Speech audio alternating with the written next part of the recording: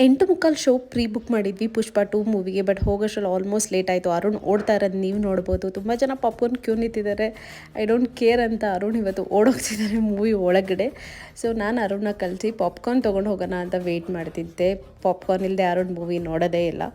so ಹಾಗಾಗಿ ಇದು ನಾನು ಎಂಟ್ರಿ ಆದಾಗ ನಡೀತಿದ್ದಂಥ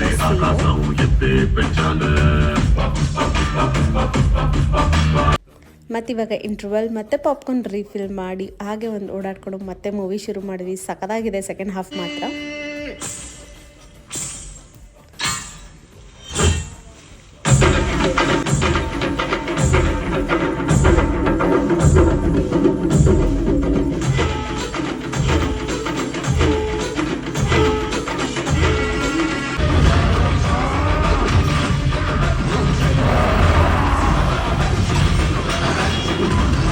ಇದು ಮೂವಿ ರಿವ್ಯೂ ಎಲ್ಲ